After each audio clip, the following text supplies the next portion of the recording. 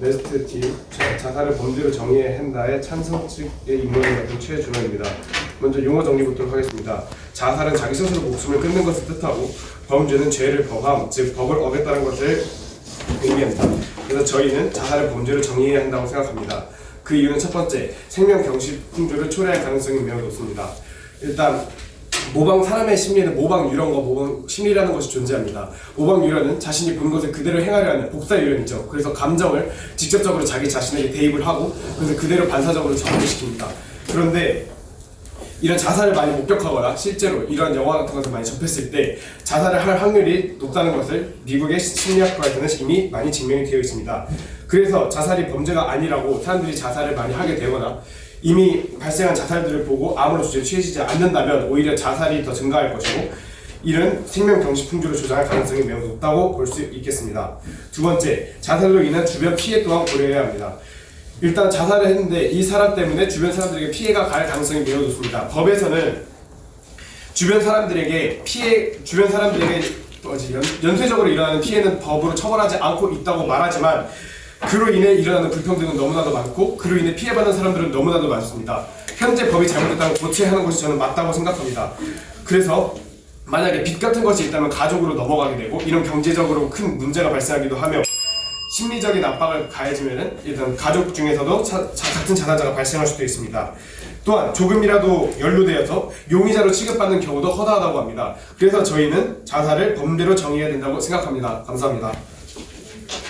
피해를 준다고 하신 두 번째 근거 부분에서 일단 뭔가 불평등이 많이 존재한다 하셨는데 이런 건 어떤 예시를 드세요? 일단 가장 큰 것이 빚이라는 존재가 있습니다. 일단 자살을 하게 되면 그 빚을 양도하게 되는데 양도할 때 제1순위는 법에서 가족이라고 명시가 되어 있습니다. 이렇게 가족으로 봤을 때 이런 경제적인 부담을 여기서 받아들인다 해도 그 가족에 매우 치명적이고 받아들이지 않는다 하더라도 그럼 사회의 경제에 치명적입니다. 또한 이런 물질적인 부분뿐만 아니라 심리적인 부분도 예를 들 수 있는데 만약 아드님께서 아들이 자살했다 그럼 어머니의 심정은 어떻겠습니까? 그로 인해서 연쇄적으로 발생하는 자살들이 존재합니다. 실제로. 그래서 저는 이런 것들을 예로 들 수 있다고 생각합니다. 그런 빚에 대한 문제는 자본주의 사회에서 어쩔 수 없이 발생할 수밖에 없는 부분 아닌가요? 발생할 수밖에 없지만 그것을 해결하기 위해 노력을 하고 그중 하나를 사회복지제도로 저는 생각을 하는데 자살을 범죄로 정의한다면 그에 따른 또 다른 해결 방안으로 여러 가지 복지제도들을 제시해야만 합니다. 범죄로 지정했다면 그것을 해결하기 위한 방안을 제시되는 것이 반드시 법 제정이 필요로 합니다. 그렇기 때문에 이런 여러 복지제도들이 더 발전을 한다면 오히려 빚에 대한 문제는 감소할 수 있다고 볼 수 있겠습니다. 그럼 즉 자살을 범죄로 지정함으로써 이런 피해는 없어진다는 말씀이신가요? 피해가 없어진다고 말할 수는 없겠죠. 그러나 저희는 감소한다고 말하고 있는 겁니다. 그럼 근거로 되게 어렵지 않습니까? 왜 근거로 되게 어렵습니까? 감소할 만한 확실한 근거가 있을까요? 네, 실제로 미국에서 한번 실험을 했던 적이 있습니다. 사람이 왜 자살을 하는가, 왜 마약에 중독되는가 끊임없이 조사를 많이 했었는데 거기서 사람들이 마약을 하고 자살을 하는 가장 큰 원인, 사회적 원인이라고 합니다. 그래서 마약 중독자들에게 안락한 환경을 제공했더니 38명의 실험자 중 약 28명 정도가 마약을 끊게 되었다고 합니다. 이는 신체적인 요소보다 사회의 영향이 더 인간에게 많이 미친다는 것을 증명하는 것이고 이렇게 자살을 범죄로 정의하고 추가적인 복지 제도가 발생을 한다면 사람들에게는 충분히 그런 개선점들이 다 발생될 수 있다고 저는 생각을 합니다. 그럼 자살을 범죄로 지정함으로써 자살을 막을 수 있다고 보십니까? 완전히 끝났습니다. 죄송합니다. 종을 못 쳤어요. 안녕하세요. 저는 자살을 범죄로 정의한다는 논제에 반대하는 오길만 팀의 제1토론자 홍대호입니다. 저희가 이 논제에 반대하는 이유는 첫째, 자신의 생명을 다룰 권리는 자신에게 있습니다. 이것은 자유권에 관련된 것으로 헌법에서 최고의 권리를 주장하고 있는 자유권이라는 것에 근거하여 모든 법은 일단 자유권을 기준으로 하죠. 그래서 이런 법을 제정하는 것도 자유권이 침해되기 때문에 이런 법을 제정해서는 안 되고요. 둘째로 이 법은 법의 강제성을 회상합니다. 왜냐? 일단은 범죄를 규정한다는 것은 처벌을 해야 한다는 뜻이죠. 근데 이 자살하는 사람은 결국에 자살하면 모든 것이 끝나기 때문에 처벌받을 이유가 없고 그리고 처벌이 존재할 이유도 없습니다. 그래서 이 법은 이런 법을 짓는다 해도 자살을 막을 수는 없고 강제성이 더 떨어질 뿐입니다. 법 자체에. 왜냐? 이런 것으로 이 법은 효력을 가질 수 없고요. 그리고 세 번째로 이런 자살을 범죄를 규정할 것이 아니라 그 자살을 만든 아까 말씀하셨듯이 자살을 만든 환경을 바꿔야 합니다. 범죄 자체를 규정하는 것도 의미가 없고 그 처음부터 그 환경을 바꿔야 하는 것이지. 왜냐하면 그 다른 사람이 피해 가다가 해서 그 사람이 고통받고 있고 환경을 고칠 방법도 없는데 그 사람이 계속 살아가라? 그거는 결국에 그 사람들에게 그 너의 죽음은 우리에게 손해가 되니 너는 그냥 끊임없이 고통받고 그냥 살아만 가라, 이런 얘기지 않습니까? 결국 그거는 자유권의 침해로 또한 이어질 수 있기 때문에 이러한 점을 들어 저희는 자살을 범죄로 정의해야 한다는 논제에 반대합니다. 대표님 앞에서 발언 받으시면 돼요. 네, 아까 시작하면 되죠. 예, 시작해 주시죠. 네, 아까 그 생명에는 그러니까 개인에게는 자유가 있기 때문에 생명을 자살하는 것도 이제 자신의 자유로서 행해야 된다고 말씀하셨습니다. 맞습니까? 그런데 헌법에는 아까 헌법에서 개인의 자유는 보장되어 있다고 하셨는데 헌법에는 공공의 이익을 위해서는 국가가 얼마든지 개인의 자유를 제한할 수 있다고 명시하고 있습니다. 덧붙여도 되겠습니까? 네, 일단 헌법 1조 1항을 정확하게 아까 예를 드셨는데 그 예를 정확하게 알고 계신가요, 내용은? 정확하게 그 알고 있지 않습니다. 네, 거기 보면 항상 사람들이 맹점으로 파악하지 못하는 것이 자유를 주지만 그 자유 안에 일정한 바운더리가 있다라고 정확히 헌법에 명시가 되어 있습니다. 그 바운더리에는 생명을 빼앗는 행위가 포함되지 않죠. 그런데 자살은 생명을 빼앗는 것입니다. 나 자신의 생명이라도 생명은 생명입니다. 이걸 빼앗는 행위인데 이건 헌법 제1조 1항에 자유권과는 전혀 관련이 없는 얘기이고 이는 법적으로 충분히 규제할 수 있다고 생각합니다. 규정에 대해 여기 정리할 수 있을까요? 예? 여기 규정에 인론행위랑 반박은 이혼과 최종 진론은 이 통장은 말해야지. 이거에 대해서 아까 처음에 그 아까 룰에서 세 명이서 다 말했었어요. 문제점이 있어가지고 좀 개정했었어요. 예.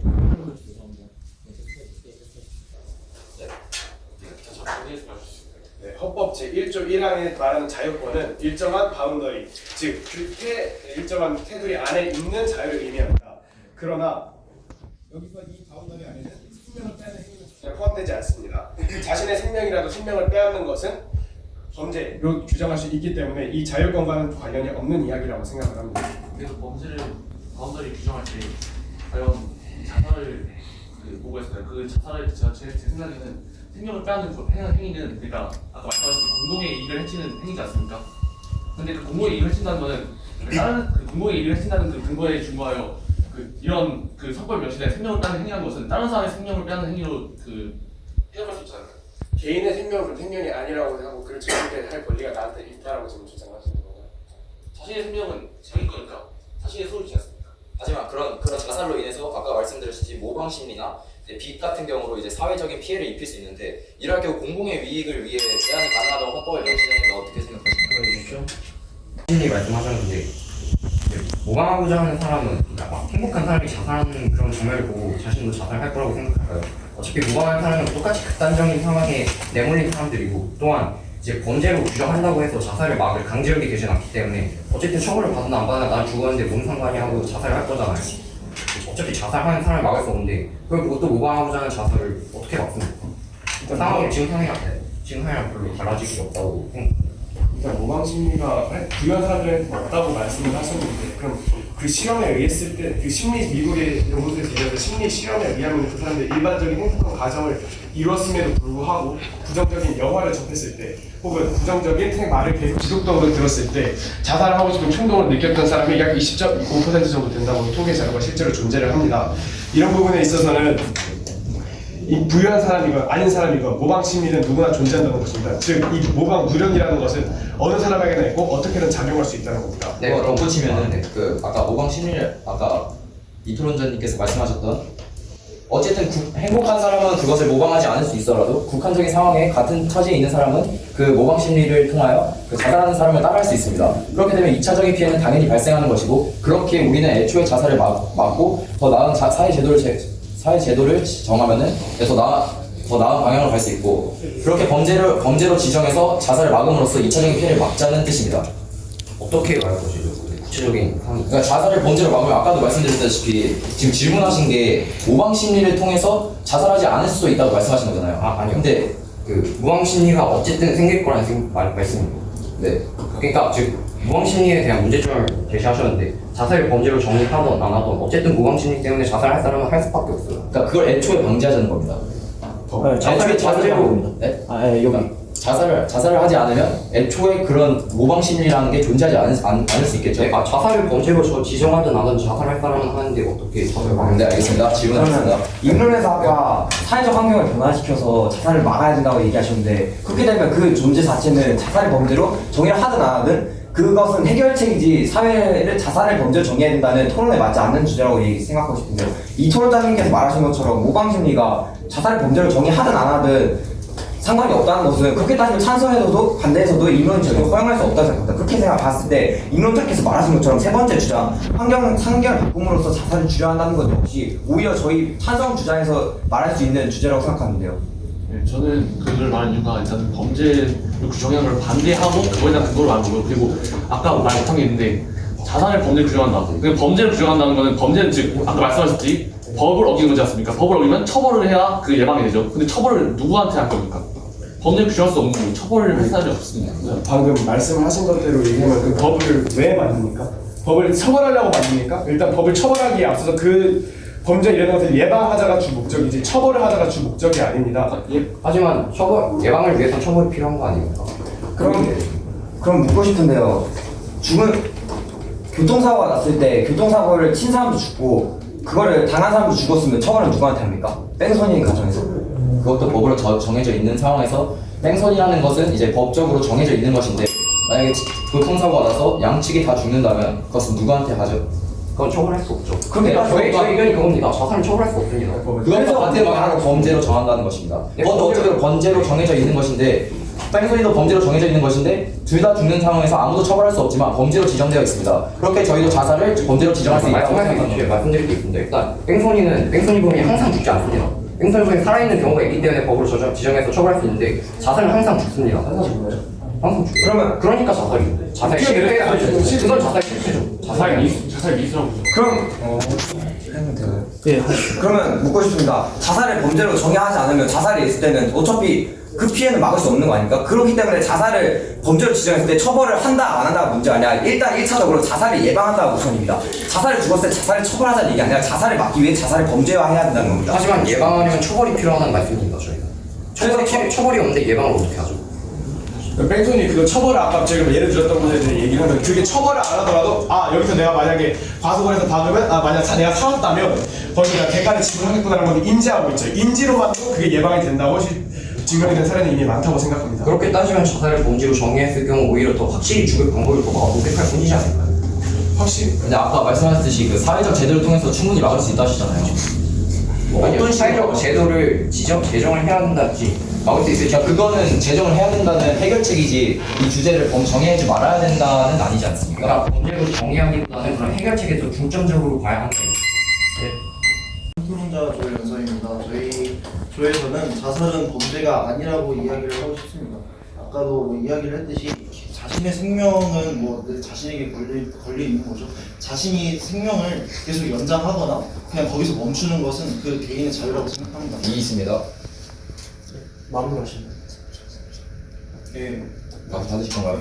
네, 그 아까도 말씀드렸듯이 헌법에는 개인의 자유는 공공의 이익을 위해서 제한할 수 있다고 하는데 그건 어떻게 생각하시나요? 일단 헌법에는 행복 추구권이라는 게 있는 거 아시죠? 그래서 개인이 자기가 여기서 목숨을 끊는 게 더 행복하다고 느꼈을 때 자살을 하는 거예요. 그만큼 극단적인 상황에 내몰린 그런 개인만이 자살을 선택한다는 거예요. 이 있습니다. 네. 근데 아까도 말씀드렸다시피 사회적 피해로 인해서 그 사회적 공공의 이익을 침해할 수 있는데 그거에 대해서 어떻게 생각하시나요?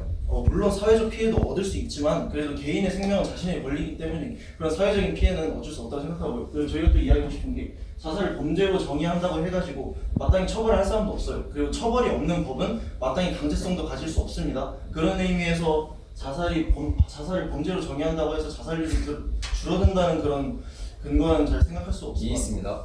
사회제도를 제정한다고 해서 그걸로도 자살률을 예방할 수 있다는 근거가 있나요?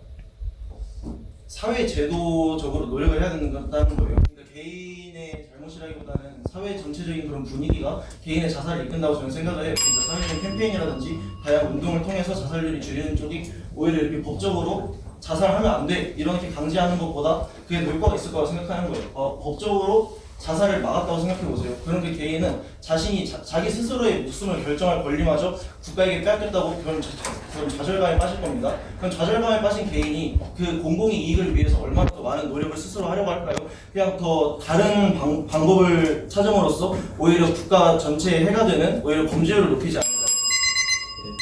저희가 우리나라 OECD 국가인 건 아시죠? OECD 국가 자살률을 조사했을 때 우리나라가 무려 1위가 나왔습니다. 그것도 압도적으로 자살률 1위가 나왔죠.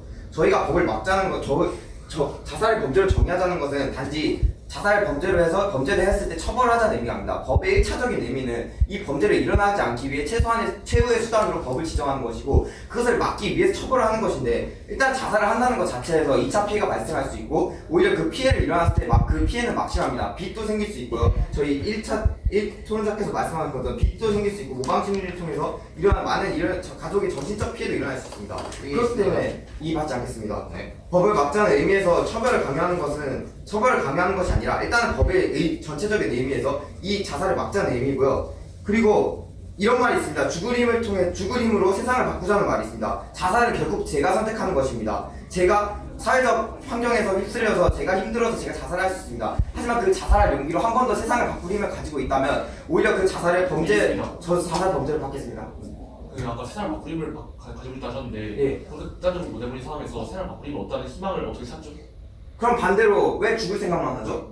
너무 극단적인 생각에 노력해도 안 되니까 극단적으로 사람을 몰리니까 그 사람이 자살 선택한 거 아닙니까? 그 노력을 죽을 때까지 해보면 자살을 할 게 아니라 내가 죽을 때까지 그 노력으로 힘을 바꾸면 오히려 세상 바꿀 수 있다고 생각하지 않습니까? 결국에 지금 하치를 생각하거든요. 계속 노력해도 나에게 하치를 생각하고 그 사람이 노력하고 올라가는 거 아니에요? 그 노력의 기준은 뭐죠?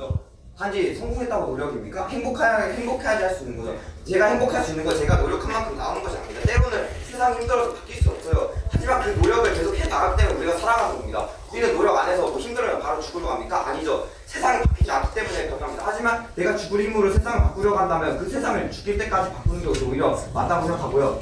그래서 저희는 1차 토론자가 말하신 것처럼 생명을 존중할 필요가 있고 자신의 생명 또한 할 수 있다고 생각하기 때문에 삼통자 말을 안 했잖아. 그것 때문에 좀 더 감점이고. 그것 때문에 감점이고. 왜냐면 이제 삼통자 나와가지고 이제 주장을 정리해야 되는데 그래가지고 정리한 팀이 없었죠. 그냥 나와가지고 이제 서로 질문 계속 받다가 마지막 한 것도 이제 주장을. 그러니까 그건 뭐. 난 그래서 나 원래 이거 했었으면 그냥 한 팀을 줄라 했거든. 네, 그래서 좀 아쉽고. 그리고 그 뭐야 저기 반대측 여기 찬성 측이지. 찬성 측에서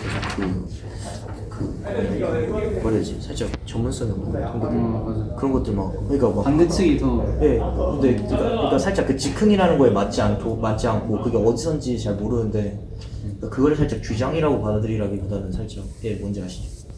그런 느낌이어서 좀 나는 살짝 반대측 좀 감안할 필요는 없구나. 어떤 거? 그러니까 이게 처음 받은 거고 여기서 논제를. 그러면 그런 이제 자료들을 아예 쓸 수 없었던 거야. 근데 근데 그렇게 보니까 맞는 말이긴 하다. 근데 왜냐면 상대가 그걸 지적하진 않긴 했어. 상대가 근데 뭐 1등 그거는 좀 그랬어. 상위권도 아니고 상식적으로 할 수 있고. 그러니까 그거를 근데 그게 좀 그런 거지. 그러니까 상대가 그 통계를 어디서 가져왔냐라고 지적하진 않았잖아요.